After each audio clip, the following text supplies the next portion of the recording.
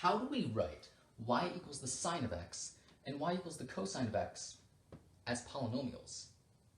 Now, the way that we're going to do it in this video is we are just going to use a Taylor series centered at x equals 0 to keep things simple.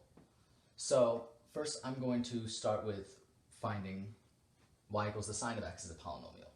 And I'm going to just say f of x is equal to the sine of x. And so next I'm just going to start with writing the general form of a Taylor series centered at x equals 0.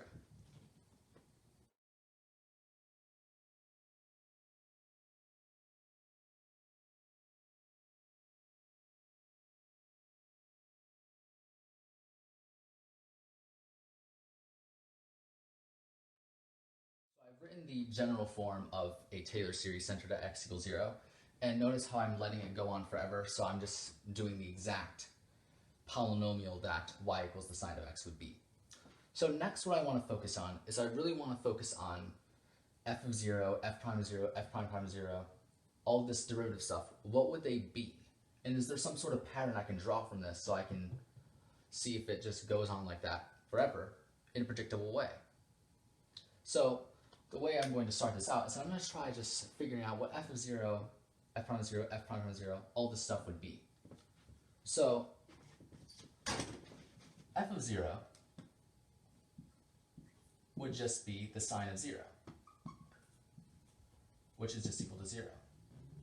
F prime of 0 would just be the derivative of the sine of x, which is cosine of x, so we're doing the cosine of 0, which is equal to 1.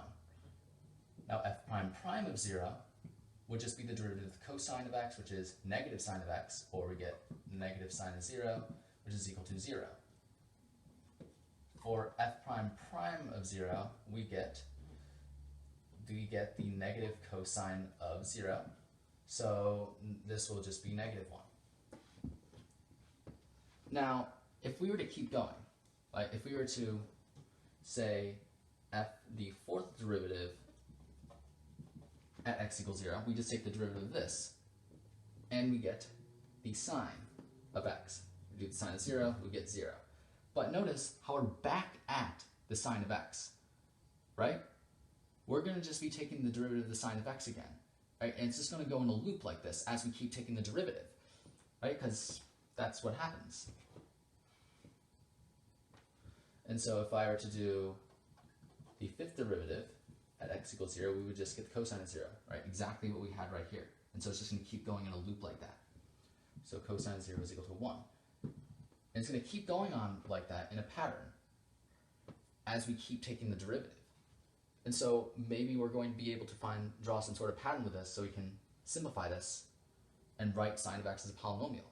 So let's see. Now the thing you have to notice is that whenever you have an even number derivative, like just f of 0 or f prime prime of 0, the fourth derivative of f at x equals 0, they're always resulting in 0. And so what that means is that this f of 0 is just 0, and so it will just make this entire thing 0. When f prime prime of 0 is just 0, so it makes this entire thing 0. The fourth derivative of f at x equals 0 is just 0, so it makes that entire thing 0. So the only thing that we care about in f of x equals the sine of x are the odd number derivatives. And notice how the polynomial is only going to have odd number degrees. So as you can see, x to the power of 1, x cubed, x to the fifth, it's only going to have odd numbers because these even ones were turned into 0. Now, the thing we have to recognize now is what happens between only the odd number derivatives, right? So we're ignoring these now. We don't care about the odd number ones. We're only focused on, or we don't care about the even number derivatives. We only care about the odd ones, f prime of 0, this one, and this one. Notice how it alternates from 1, negative 1, 1, negative 1, 1, negative 1. It's going to keep going like that. And so as a result, that's going to make this an alternating series. So if I'm going to rewrite p of x, the way we would rewrite it is, well, f prime of 0 is just 1, right? So we just get x. And then we have plus f prime prime prime of 0, which is negative 1. So in this case, it's going to be minus x cubed over 3 factorial. Then we have plus what do we get next?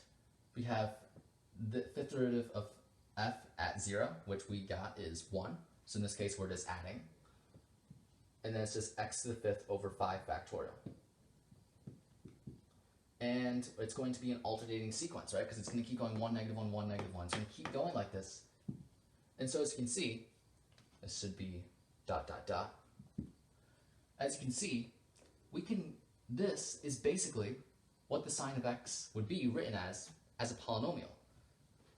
So this is basically what it would look like. And we can see the pattern that's going on here. In fact, this could be x to the power of 1 over 1 factorial. Now my goal now is to find a way to rewrite this into a summation notation form. So let's do that. So if I'm going to do that, then p of x is just going to be equal to, it's going to be the sum from, I'm just going to say n, I'm going to use the variable n, from n equals 0 to infinity of, since we have an alternating series, what's going to happen is you're just going to have a negative 1. It's going to be negative 1 to the power of n. Now let's make sure that this is right. When n equals 0, our first term is positive. When n equals 1, our second term is negative. When n equals 2, which is negative 1 to the power of 2, that makes this positive. Our third term is positive. So this is how we should make the series alternate, just like this. So negative 1 to the power of n. Next, what we have to focus on is the fact that we have a pattern showing in the numerator and a pattern showing in the denominator. And remember, we're focused really on this 1, 3, and 5 when substituting in, when figuring out where n goes. So notice how when n equals 0, the exponent is 1. In fact, I'm going to write a table here. Now this is going to basically be, whatever n is, what will this exponent be? Now when n equals 0, the exponent is 1. When n equals 1, the exponent is 3. When n is 2, the exponent is 5. So as you can see, this is just a linear relationship. In fact, if we were to write the exponent in terms of n, we would get the exponent is just 2n, 2n plus 1, right? Because the y-intercept is 1 and the slope is 2. So as you can see, the power that x is being raised to is really 2n plus 1. And the factorial is the same value as that exponent. So really, we also have 2n plus 1 as the factorial. And so this is basically just the sine of x, right? So these two things, remember the polynomial that we're writing is for sine of x. So this is really the sine of x written as a polynomial. Right, these two ways. One way where it's expanded out and one way where it's just summation notation. And so this is basically what the sine of x would be. Now for cosine of x, it's determined the same way as we did for the sine of x.